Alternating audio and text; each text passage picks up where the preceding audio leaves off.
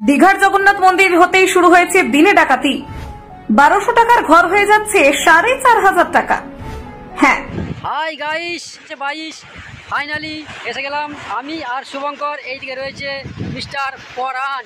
তো এখন আমরা চলে এসেছি দীঘায়। আর কিছু কিছু সোশ্যাল মিডিয়ায় বলা হচ্ছে 300 বা 400 টাকা রুমের ভাড়া পাওয়া যাচ্ছে। এটা কিন্তু সম্পূর্ণ ফেক, কারণ এখানে তোমরা যদি আসো যে চমকে যাবার মতো দিনে দুপুরে ডাকাতি।